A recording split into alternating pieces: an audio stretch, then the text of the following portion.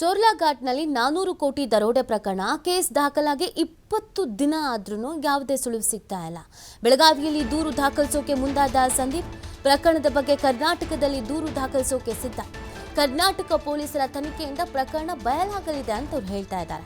Kidnap ಆಗಿದ್ದ ಉದ್ಯಮಿ ಸಂದೀಪ್ ಪಾಟೀಲ್ ಸ್ಫೋಟಕ ಹೇಳಿಕೆಯನ್ನು ನೀಡ್ತಾ ಇರೋದು. ಕಿಡ್ನಾಪ್ ಬಗ್ಗೆ ಎಸ್ಐಟಿಯಿಂದ ಸರಿಯಾದ ತನಿಖೆ ನಡೀತಾ ಇದೆ. ನಾನು ಕರ್ನಾಟಕದಲ್ಲಿ ದರೋಡೆ ಪ್ರಕರಣ ದಾಖಲಿಸೋಕೆ ಸಿದ್ಧನಾಗಿದ್ದೇನೆ. ಕರ್ನಾಟಕ ಪೊಲೀಸರು ತನಿಖೆಗೆ ಸಿದ್ಧವಿದ್ದರೆ ದೂರು ನೀಡ್ತೇನೆ. 400 ಕೋಟಿ ರೂಪಾಯಿ ದರೋಡೆ ಆಗಿರೋದು ಕರ್ನಾಟಕದಲ್ಲೇನೆ, ಚೋರ್ಲಾಘಾಟ್ನಲ್ಲೇ ದರೋಡೆ ಅಂತ ಜಗೇಶ್ ಕದಂ ಹೇಳಿದ್ದಾನೆ. ಕರ್ನಾಟಕ ಪೊಲೀಸರು ತನಿಖೆ ಮಾಡಿದ್ರೆ ಸತ್ಯ ಹೊರಗೆ ಬರುತ್ತೆ. ಕಿಡ್ನಾಪ್ ಆಗಿದ್ದ ಉದ್ಯಮಿ ಸಂದೀಪ್ ಪಾಟೀಲ್ ಈ ಸ್ಟೇಟ್ಮೆಂಟ್ ಅನ್ನು ಕೊಡ್ತಾ ಇರೋದು. ನೋಡಿ, ಈ ಒಂದು ಕಿಡ್ನಾಪ್ ಪ್ರಕರಣಕ್ಕೇನಿದೆ ಮತ್ತು ಈ ದರೋಡೆ ಪ್ರಕರಣಕ್ಕೇನಿದೆ, ಈ ಪ್ರಕರಣದಲ್ಲಿ ಒಂದಷ್ಟು ಅನುಮಾನ ಅನ್ನೋದು ಇದೆ. ಎಲ್ಲಿ ಏನು ಯಾರ್ದು ಯಾರಿಗೆ ಸಂಬಂಧಪಟ್ಟಿದ್ದು, ಯಾರು ಮಾಡಿದ್ರು, ಯಾರು ನೋಡಿದ್ರು, ಏನು ಎತ್ತ ಎಲ್ಲವೂ ಕೂಡ ಕನ್ಫ್ಯೂಷನ್. ಸೊ ಇದಕ್ಕೆ ಸಂಬಂಧಪಟ್ಟಂತೆಗೆ ತನಿಖೆ ಸೂಕ್ತ ರೀತಿಯಲ್ಲಿ ಆಗಬೇಕು ಅಂತ ಇವರು ಹೇಳ್ತಾ ಇದ್ದಾರೆ. ನನಗೆ ಕರ್ನಾಟಕ ಪೊಲೀಸರು ತನಿಖೆ ಮಾಡ್ತೀನಿ ಅಂತ ಹೇಳಿದ್ರೆ ನಾನು ಇಲ್ಲೇನೇ ಕೇಸನ್ನು ಕೊಡ್ತೀನಿ, ಸೊ ಇಲ್ಲೇ ತನಿಖೆ ಆಗಲಿ ಅಂತ ಹೇಳ್ತಾ ಇದ್ದಾರೆ. ಕರ್ನಾಟಕ ಪೊಲೀಸರ ಮೇಲೇ ನಂಬಿಕೆ ಅಂತ ಹೇಳ್ತಿದ್ದಾರೆ. ಹಾಗಿದ್ರೆ ಯಾರ ಮೇಲೆ ನಂಬಿಕೆ ಇಲ್ಲ, ಏನು ಎತ್ತ, ಯಾಕೆ ಈ ಥರದೊಂದು ಸ್ಟೇಟ್ಮೆಂಟ್ ಕೊಡ್ತಾ ಇದ್ದಾರೆ, ಇದು ಪ್ರಶ್ನೆ ಆಗ್ತಾ ಇರೋದು. ಉದ್ಯಮಿ ಕೊಡ್ತಾ ಇರುವಂಥ ಈ ಸ್ಟೇಟ್ಮೆಂಟ್ ಈಗ ಸಾಕಷ್ಟು ಚರ್ಚೆಗೆ ಕಾರಣವಾಗ್ತಾ ಇದೆ. ನೋಡಿ, ಈ ಒಂದು ಪ್ರಕರಣ ಸಿನಿಮೀಯ ರೀತಿಯಲ್ಲಿರುವಂಥ ಪ್ರಕರಣ. 20 ದಿನ ಆಯಿತು, ಇಲ್ಲಿವರೆಗೂ ಸುಳಿವೇ ಸಿಕ್ಕಿಲ್ಲ. ಸೊ ಹೀಗಿರಬೇಕಾದ್ರೆ ಅವ್ರಿಗೆ ಅಸಮಾಧಾನ ಇಲ್ಲ, ನಾನು ಕರ್ನಾಟಕ ಪೊಲೀಸರಿಗೇನೆ ದೂರು ಕೊಡ್ತೀನಿ ಅಂತ ಹೇಳ್ತಾ ಇದ್ದಾರೆ. सर, हा नाशिक पोलिसांचा तपासा भाग आहे. तो जी माझी किडनॅपिंग झाली त्याच्यावरती योग्य तपास करताय. तर त्या तपासामध्ये मला त्यांच्याबद्दल काही बोलायचं आहे. सर, जर का बेळगाव पोलीस याच्यामध्ये तपास करत असतील तर मी तिथे रॉबरीचा गुन्हा दाखल करू शकतो. मी करायला तयार आहे. हो, जर का ते तपास करत असतील कर्नाटक पोलीस तर मी तिकडे गुन्हा दाखल करायला तयार आहे.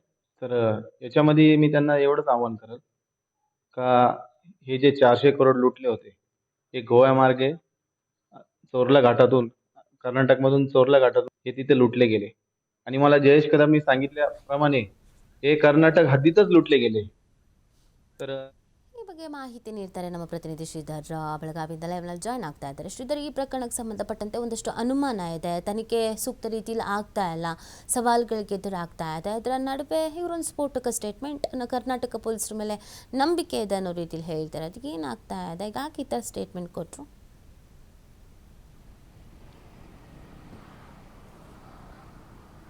ನೀತಿಯ ಕರ್ನಾಟಕ, ಮಹಾರಾಷ್ಟ್ರ ಮತ್ತು ಗೋವಾ 3 ರಾಜ್ಯಗಳ ಗಡಿಯಲ್ಲಿ ಪ್ರಮುಖವಾಗಿ ಏನು 400 ಕೋಟಿ ರೂಪಾಯಿ ದರೋಡೆ ಆಗುತ್ತೆ. ಆ ದರೋಡೆ ಪ್ರಕರಣ ಸಂಬಂಧಪಟ್ಟಂತೆ ಈಗ ಏನು ದೂರುದಾರ ಏನು ಮಹಾರಾಷ್ಟ್ರದ ನಾಸಿಕ್ನಲ್ಲಿ ದೂರು ಕೊಟ್ಟಂಥ ಸಂದೀಪ್ ಪಾಟೀಲ್ ಏನಿದ್ದಾನೆ, ಈತ ಮತ್ತೊಂದು ಸ್ಫೋಟಕವಾದಂಥ ಹೇಳಿಕೆಯನ್ನು ಕೊಟ್ಟಿರ್ತಕ್ಕಂಥದ್ದು. ಪ್ರಮುಖವಾಗಿ ಈಗಾಗಲೇ ಮಹಾರಾಷ್ಟ್ರದ SIT ತಂಡ ಏನು ತನಿಖೆ ಸರಿಯಾಗಿ ನಡೆಸ್ತಾ ಇದೆ. ಈ ಒಂದು ಕಿಡ್ನಾಪ್ ಪ್ರಕರಣದಲ್ಲಿ ಸಂಬಂಧಪಟ್ಟ ಆರೋಪಿಗಳನ್ನು ಅರೆಸ್ಟ್ ಮಾಡಿ ಈಗ ವಿಚಾರಣೆಯನ್ನು ನಡೆಸ್ತಾ ಇದ್ದಾರೆ ಅಂತ ಒಂದು ಭರವಸೆಯ ಮಾತುಗಳನ್ನು ಆಡ್ತಾನೆ. ಅತ್ತ ಏನು ಇತ್ತೀಚೆಗಷ್ಟೇ ಬೆಳಗಾವಿ SP ರಾಮರಾಜನ್ ಒಂದು ಸುದ್ದಿಗೋಷ್ಠಿ ನಡೆಸ್ತಾರೆ. ಸುದ್ದಿಗೋಷ್ಠಿ ನಡೆಸಿದ ಬಳಿಕ ಈ ಒಂದು 400 ಕೋಟಿ ರೂಪಾಯಿ ದರೋಡೆ ಪ್ರಕರಣ ಸಂಬಂಧಪಟ್ಟಂತೆ ಒಂದಿಷ್ಟು ಅನುಮಾನಗಳನ್ನು ವ್ಯಕ್ತಪಡಿಸ್ತಾರೆ. ಯಾಕಂದರೆ ಇದು ಕರ್ನಾಟಕ, ಮಹಾರಾಷ್ಟ್ರ, ಗೋವಾ 3 ರಾಜ್ಯಗಳ ಗಡಿ ಏನಿದೆ, ಚೋರ್ಲಾಘಾಟ್ 40 ಕಿಲೋಮೀಟರ್ ವ್ಯಾಪ್ತಿಯಲ್ಲಿದೆ. ಹಾಗಾಗಿ ಎಲ್ಲಿ ಈ ಒಂದು ದರೋಡೆ ಆಗಿದೆ ಅನ್ನೋದು ಮೊದಲು ಪತ್ತೆ ಮಾಡಬೇಕಾಗುತ್ತೆ. ಜೊತೆಗೆ ಈ ಒಂದು ಪ್ರಕರಣ ಏನಿದೆ ಮಹಾರಾಷ್ಟ್ರದ ಪೂನಾದಿಂದ ಹಿಡಿದು ಕರ್ನಾಟಕದ ಏನು ಖಾನಾಪುರವರೆಗೆ, ಅಂದರೆ ಈ ಒಂದು ದರೋಡೆ ಪ್ರಕರಣ ಸಂಬಂಧಪಟ್ಟಂತೆ ಯಾವುದೇ ಪೊಲೀಸ್ ಠಾಣೆಯಲ್ಲಿ ಕೂಡ ದೂರನ್ನು ದಾಖಲಿಸಬಹುದು. ಹಾಗಾಗಿ ಎಲ್ಲಿ ಒಂದು ದರೋಡೆ ಮಾಡಬೇಕಂತ ಪ್ಲ್ಯಾನನ್ನು ಮಾಡ್ತಾರೋ ಅಲ್ಲಿಂದ ಹಿಡಿದು ಎಲ್ಲಿ ಘಟನೆ ಆಗಿದೆ ಯಾವುದೇ ಪೊಲೀಸ್ ಠಾಣೆಯಲ್ಲಿ ಕೂಡ ದೂರು ದಾಖಲಿಸೋದಕ್ಕೆ ಏನು ಈ ಒಂದು ಅವಕಾಶ ಇರತಕ್ಕಂಥ ಅನ್ನೋಂಥ ಮಾತನ್ನು ಒಂದು SP ಹೇಳಿರ್ತಾರೆ. ಇಲ್ಲಿವರೆಗೆ ಕೂಡ ಈ ಒಂದು 400 ಕೋಟಿ ಕಳ್ಳತನ ಆಗಿದೆ ಅನ್ನೋದಕ್ಕೆ ಹಣ ಕಳೆದುಕೊಂಡಂಥರಾಗಿರ್ಬೋದು, ಅಥವಾ ಕಂಟೈನರ್ ಮಾಲೀಕರಾಗಿರ್ಬೋದು, ಅಥವಾ ಲಾರಿ ಕಂಟೈನರ್ ಚಾಲಕರಾಗಿರ್ಬೋದು, ಯಾರೂ ಕೂಡ ಒಂದು ಪ್ರತ್ಯಕ್ಷದರ್ಶಿಗಳು ಬಂದು ನಮಗೆ ದೂರು ಕೊಟ್ಟಿಲ್ಲ. ಆ ರೀತಿ ದೂರು ಯಾರಾದರೂ ಕೊಟ್ಟರೆ ನಾವು ಕೂಡ ದೂರನ್ನು ದಾಖಲಿಸಿಕೊಂಡು ತನಿಖೆಯನ್ನು ಮಾಡ್ತೀವಿ ಅನ್ನೋಂಥ ಮಾತನ್ನು ಬೆಳಗಾವಿ SP ರಾಮರಾಜನ್ ಹೇಳಿದರು. ಯಾಕಂದರೆ ಮಹಾರಾಷ್ಟ್ರದ SIT ಈಗ ಕಿಡ್ನಾಪ್ ಪ್ರಕರಣದಲ್ಲಿ ಏನು 6 ಜನರನ್ನು ಅರೆಸ್ಟ್ ಮಾಡಿದ್ದಾರೆ. ಆ ವಿರಾಟ್ ಗಾಂಧಿ ಆಗಿರ್ಬೋದು, ವಿಶಾಲ್ ನಾಯ್ಡು ಆಗಿರ್ಬೋದು, ಜಯೇಶ್ ಕದಮ್ ಆಗಿರ್ಬೋದು, ಹೀಗೆ 6 ಜನರನ್ನು ಅರೆಸ್ಟ್ ಮಾಡಿ ವಿಚಾರಣೆ ನಡೆಸ್ತಾ ಇದ್ದಾರೋ ಅವರನ್ನು ಕರ್ನಾಟಕ ಮತ್ತು ಗೋವಾ ಪೊಲೀಸರಿಗೆ ಏನು ಅವರನ್ನು ವಿಚಾರಣೆ ಮಾಡೋದಕ್ಕೆ ಅವಕಾಶ ಮಾಡಿಕೊಡ್ತಾ ಇಲ್ಲ. ಯಾಕಂದರೆ ಬೇಕಾದರೆ ನಮ್ಮ ಒಂದು PC ಕಸ್ಟಡಿ ಮುಗಿಸಿ ವಿಚಾರಣೆ ಮುಗಿದ ಬಳಿಕ ನಾವು ನ್ಯಾಯಾಂಗ ಬಂಧನಕ್ಕೆ ಕೊಡ್ತೇವೆ, ಆಗ ಬೇಕಾದರೆ ನೀವು PC ಕಸ್ಟಡಿಗೆ ತೆಗೆದುಕೊಂಡು ವಿಚಾರಣೆ ನಡೆಸ್ಬೋದು ಅನ್ನೋಂಥ ಒಂದು ಏನು ಸಂದೇಶವನ್ನು ಮಹಾರಾಷ್ಟ್ರದ SIT ಕೊಟ್ಟಿದ್ದಾರೆ. ಇದರ ಬೆನ್ನಲ್ಲೇ ಈಗ ಏನಂದರೆ ಮತ್ತೊಮ್ಮೆ ಏನು ದೂರುದಾರ ಮತ್ತು ಕಿಡ್ನಾಪಿಗೆ ಒಳಗಾದಂಥ ಸಂದೀಪ್ ಪಾಟೀಲ್ ಏನಿದ್ದಾನೆ ಆತ ಮತ್ತೆ ಒಂದು ಮಾಧ್ಯಮಗಳ ಮುಂದೆ ಸ್ಫೋಟಕವಾದಂಥ ಹೇಳಿಕೆ ಕೊಟ್ಟಿರ್ತಕ್ಕಂಥದ್ದು. ಒಂದು ಅಂಶ ಭಾಳ ಸ್ಪಷ್ಟವಾಗಿ ಇಲ್ಲಿ ಖಚಿತವಾಗಿ ಹೇಳುವಂಥ ಕೆಲಸವನ್ನು ಇಲ್ಲಿ ಸಂದೀಪ್ ಪಾಟೀಲ್ ಮಾಡ್ತಾ ಇದ್ದಾನೆ. ಏನಂದರೆ 400 ಕೋಟಿ ರೂಪಾಯಿ ಕಂಟೈನರ್ಗಳು ಏನು ಎರಡು ಇದ್ವು ಅವು ಎರಡೂ ಕೂಡ ದರೋಡೆ ಆಗಿರ್ತಕ್ಕಂಥದ್ದು ಕರ್ನಾಟಕದ ಚೋರ್ಲಾ ಘಾಟ್ನಲ್ಲೇ. ಅಂದರೆ ಯಾವ ಗಡಿಯಲ್ಲಿ ಆಗಿದೆ ಅನ್ನೋಂಥ ಪ್ರಶ್ನೆ ಇತ್ತು, ಆ ಪ್ರಶ್ನೆಗೆ ಮತ್ತೊಮ್ಮೆ ಒತ್ತಿ ಹೇಳುವಂಥದ್ದು ಏನಂದರೆ ಕರ್ನಾಟಕದ ಚೋರ್ಲಾ ಘಾಟ್ನಲ್ಲೇ ಈ ಒಂದು ಗಡಿಯಲ್ಲೇ ಆಗಿರ್ತಕ್ಕಂಥ ಅಂದರೆ ಬೆಳಗಾವಿ ಜಿಲ್ಲೆ ಖಾನಾಪುರ ತಾಲೂಕಿನ ಚೋರ್ಲಾ ಘಾಟ್ನ ವ್ಯಾಪ್ತಿಯಲ್ಲಿ ಒಂದು ಕಂಟೈನರ್ಗಳು ಏನು ರಾಬ್ರಿ ಆಗಿದ್ದಾವೆ ಅನ್ನೋಂಥ ಮಾತನ್ನು ಇಲ್ಲಿ ಒತ್ತಿ ಹೇಳಿದ್ದಾನೆ. ಯಾಕಂದರೆ ಈ ಮಾತನ್ನು ಯಾವ ಆಧಾರದ ಮೇಲೆ ಹೇಳ್ತಾ ಇದ್ದಾನೆ ಅಂದರೆ ಸಂದೀಪ್ ಪಾಟೀಲ್ ಏನು ಜಯೇಶ್ ಕದಮ್ ಅನ್ನೋಂಥ ಏನು ಕಿಡ್ನಾಪ್ ಮಾಡಿದ ಸಂದರ್ಭದಲ್ಲಿ ಏನು ಇಡೀ ಪ್ರಕರಣದ ಕಿಂಗ್ ಪಿನ್ ಆಗಿರ್ತಕ್ಕಂಥ ಕಿಶೋರ್ ಸಾಳ್ವೆ ಸಹಚರ ಆಗಿರ್ತಕ್ಕಂಥ ಜಯೇಶ್ ಕದಮ್ ಏನಿದ್ದಾನೆ ಆತ ಒಂದು ಸಂದೀಪ್ ಪಾಟೀಲ್ಗೆ ಹೇಳಿರ್ತಕ್ಕಂಥದ್ದು ಏನು ಬೆಳಗಾವಿ ಜಿಲ್ಲೆ ಖಾನಾಪುರ ತಾಲೂಕಿನ ಚೋರ್ಲಾ ಘಾಟ್ನಲ್ಲಿ ಏನು 2 ಕಂಟೈನರ್ಗಳು ಏನು ರಾಬ್ರಿ ಆಗಿದ್ದಾವೆ, ಅವು 2 ಕಂಟೈನರ್ಗಳು ಅಲ್ಲಿಂದಲೇ ಗಾಯವಾಗಿದ್ದಾವೆ ಅನ್ನೋಂಥ ಒಂದು ಮಾತನ್ನು ಹೇಳಿದ್ದಾನೆ ಅನ್ನೋಂಥ ಅಂಶವನ್ನು ಇದು ಒತ್ತಿ ಹೇಳುವಂಥದ್ದು. ಹಾಗಾಗಿ ಕರ್ನಾಟಕದ ಪೊಲೀಸರು ಏನಾದರೂ ತನಿಖೆ ಮಾಡ್ತಾರಂದರೆ ಅದಕ್ಕೆ ನಾನು ಕೂಡ ಇನ್ನು ದೂರು ಕೊಡೋದಕ್ಕೆ ಸಿದ್ಧನಾಗಿದ್ದೇನೆ ಅನ್ನೋಂಥ ಮಾತನ್ನು ಹೇಳಿದ್ದಾನೆ.